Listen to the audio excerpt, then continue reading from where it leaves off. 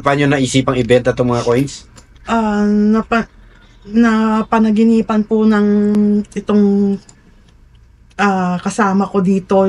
Kasi tindera ko po siya for more than 20 years. Tapos, napanaginipan po niya si mama ko na nagsabi sa kanya na kunin yung mga old coins na namana ko nga sa lola ko at sa papa ko, ibenta raw namin. 2, 3, 4, 5, 6.50. 6.50. Ito ilan to? 76.50. Ako po si Angelo Bernardo. Welcome sa Dekado Collectible Show Season 2. Bili, benta, appraisal, kwentuhan at pasyal. Coins, paper money, vinyl records, collectibles, memorabilia at antiques. Di lang pang pawn stars at pang pickers, pang appraisals at auction services pa. Tara, kwentuhan tayo. Trabaho ko talaga dito, magbilang ng pera eh. Ito, binigyan tayo ng trabaho ni ate. Dami oh. Gano'ng katagal kaya ito mabibilang? Bilangin natin lahat.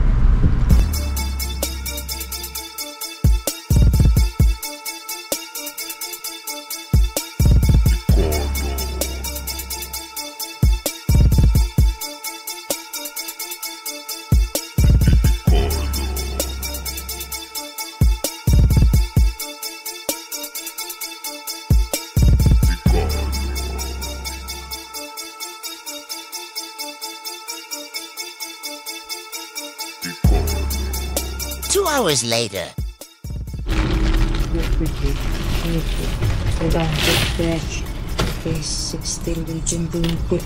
Pareho lang naman tayo, no? Opo. Lalo ko. Ano lang, medyo, yun lang, bibigyan, medyo maano lang yan, maliwanag. Yan. Hindi, okay na, pareho lang.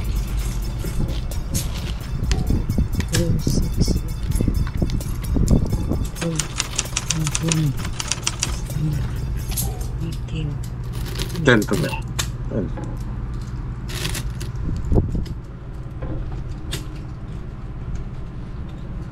Ang dami ito 5, 10. Ito po ito isa.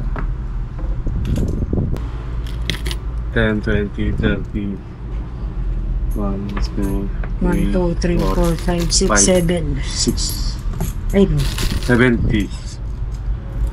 76.50. Hindi mo breakdown, sir. Tapos ka na? Tapos na kayo? 2, Bilis eh. 4, 5, 6, 7. konti lang to eh. 1, 2, 3, 4, 5, 6, 7. Yan lahat. 4, 5, 6.50. 6.50. 22, 3, 4, 5, 6.50. 6.50. Ito ilan to? 76.50.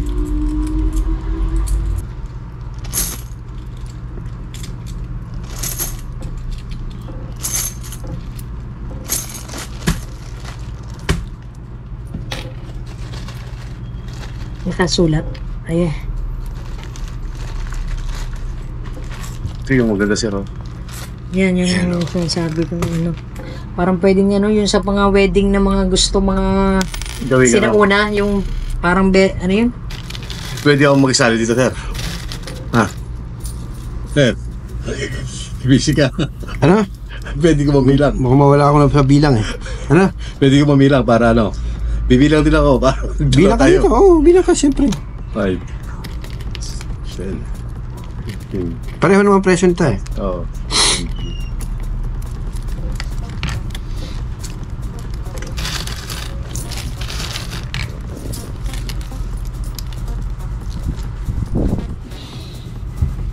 Ito talagang parehas lang din. 5,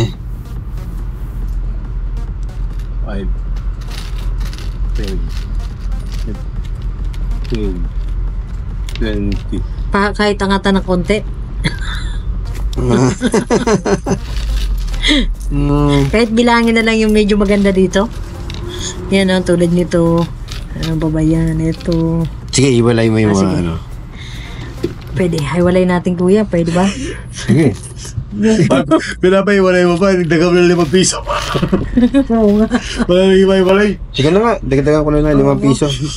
Kaya Ba't 5 piso? Malaki yun. Hindi 5 piso. piso, bakit yung mga Ano yan eh? piso, 5. Hindi magiging... Hindi, 205. 205 ko ako. Pwede na yan. Hindi. Kasi 2 piso, sige. 2 piso. hindi kaya sa 3. Sige, sige. 3. Sa lubong, no? Magdamag tayo. 20s pa rin, no? Para ano? Pa rin. Para ano siya? Buy 2 nun, 2 Oo. peso. Kasi ano to, 10 centavos, di ba? So 20s, ano siya? 2 piso. 2 piso.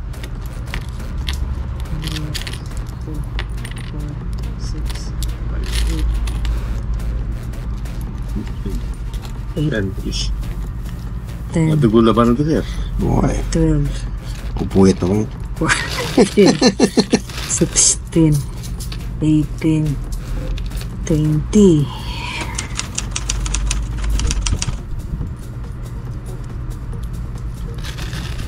Ano ko nga, may isa pang parating eh. Buti hindi pa dumarating. Ito pala, nauna ako.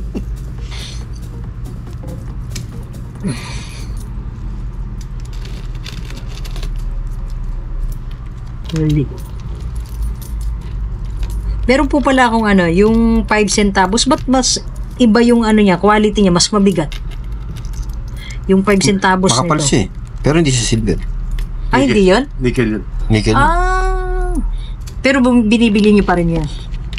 Yung ibang date bukod sa 44, 45. Mas lower rate. Kung ganitong kondisyon, baka pwede pa. Kahit 44. Wala, 44, 45 lang yun eh. Pero gustado na. Hindi naman. Mga ganito lang siya. Kasi feeling ko po yung perang to hindi nagas. Aywan ko, karamihan. 2, 4, Ini back. 6, 8, 10. O, 20. Pesos. 20. Ginawa natin buo, no? Medyo maganda. Okay. Ano ba sabi ko? Plus 3. Plus 3. Tapos yung isa plus 5. Plus 5. Yung 50 cents plus 5.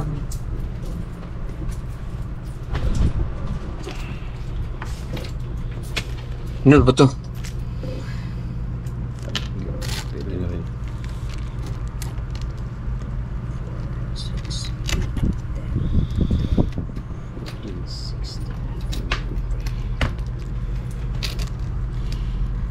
Two, 4.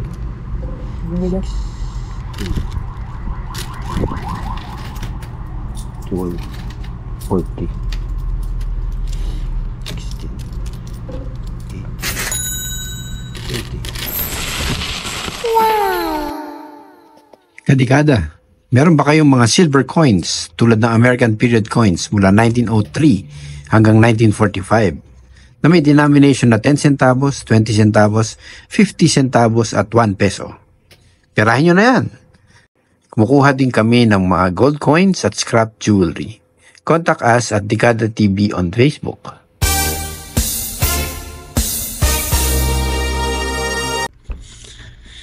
Okay, good afternoon, Kadikada. Meron tayong seller ngayon at ang binibenta niya mga silver coins ng American period, mga 10 centavos hanggang 50 centavos. Plus na konting commemorative. Saka yan, so more or less na bilang na natin. Ito, China na coin. China na coin. Okay sana, kaso ano na, parang salvaged. Mukhang nalubog sa lupa. So, ma'am, siyempre ayaw nyo magpakilala, no? Saan yung ma'am nakuha itong mga coins niyo? Papa ko po, tsaka sa lola ko po. Sa ano mo? Papa mo? Cheese sa lola ko. Itong piso, 60 cents, and the 25 cents sa papa ko po. Paano naisipang ibenta itong mga coins?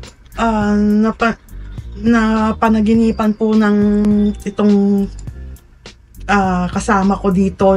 Kasi tindera ko po siya for more than 20 years. Tapos napanaginipan po niya si mama ko na nagsabi sa kanya na kunin yung mga old coins na namana ko nga sa lola ko at sa papa ko, ibenta raw namin.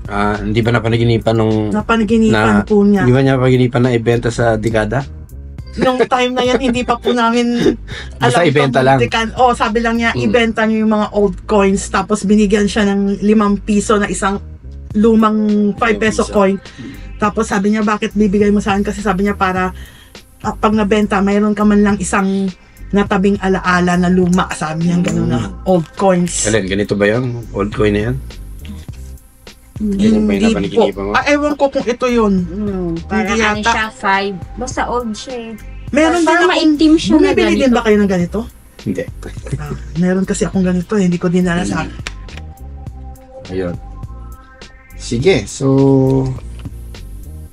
Ayan, bilangin na natin. Ano kayo ngayon? Titipa kayo ngayon dito. Sana. So, ang kuha namin dito is, sa ngayon rates ngayon. Siyempre, nagbabago yung rates, di ba? Pero at this point in time, ngayong, anong araw ngayon? October 2020 po. Ito, bilihan namin.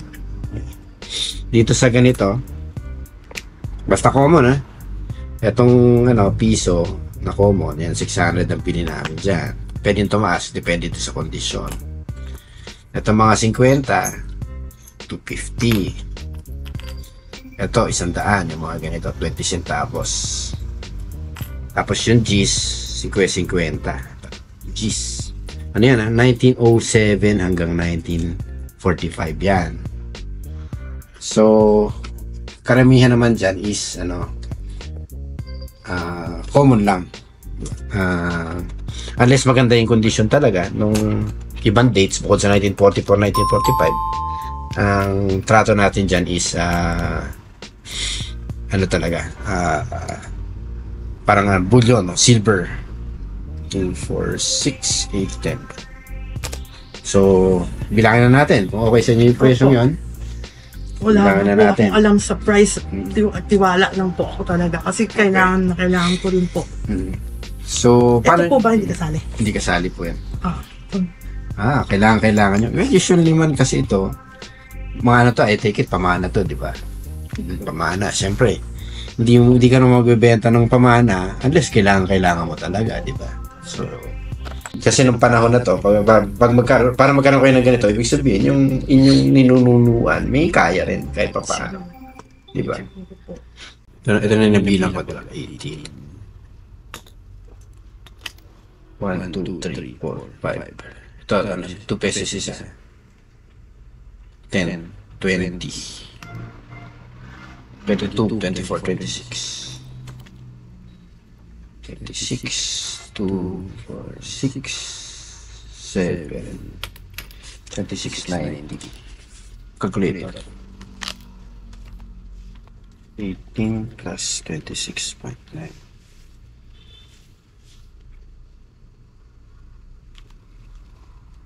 44.90.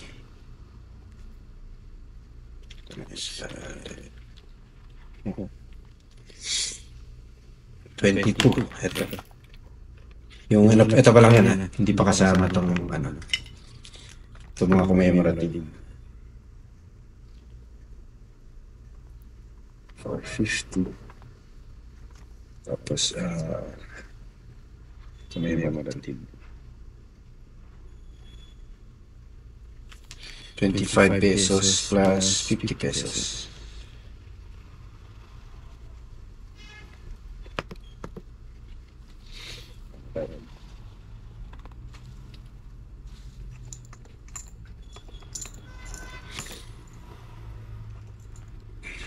Itong China coins,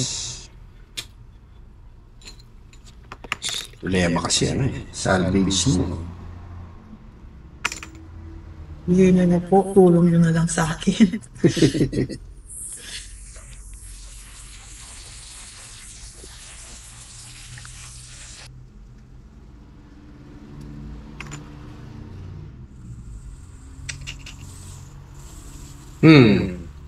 Medyo may itim na. Pero okay lang yung may itim. Problema yung Galing siya sa lupa. Saan niyo ba na-recover ito, ma'am? Sa papa ko lang kasama nitong piso. Okay. Nakalagay siya sa isang parang red na yung daga ng relo. Okay. Sige. Siguro yung dalawa kunin ko na lang ng 3,000 ka dyan. So, ang total niya is 22 plus 600 plus... Kasama na po ito. Hindi pa. Bale, ulit lang. 600 plus 22 450 plus 1,500 plus 3,000 plus 50. Tama. 27,600. Makakatulong na ba sa inyo yan? Okay, thank you. Salamat po, ma'am. Po, yung Ba, meron gis pa. kanina eh. Ano ba gis yan? Yung gis natin. Ay, yung gis na ano, hindi pa yata nakita yan. Hindi pa po. Sige, tingnan ko lang yung sample. Hindi tayo makukuha nito. Yung mga ganitong gis na 1966. Ewan ko kung kaninong vlogger nyo kayo nagka-idea na mahal yan. Doon nyo lang po ibenta. Dinala lang din. Hindi, natatakot din po kami na ano namin ni Sir Alan, pero natatakot kami eh.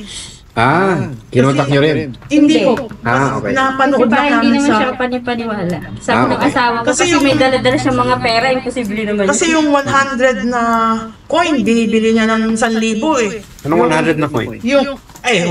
Yung piso na...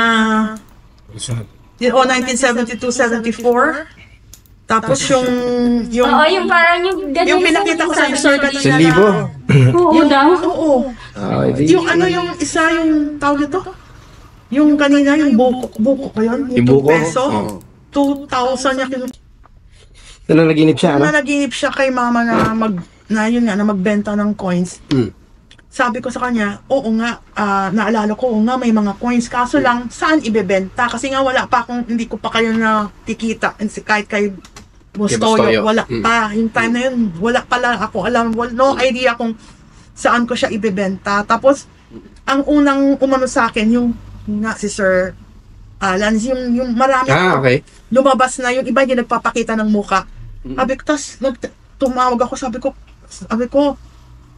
sa kanya, sabi mo, napanaginipan mo si mama na ibenta yung coins. Tapos lumabas na lang yung mga sa apps ng Facebook, yung mga nagbebenta ng coins. Pero no face.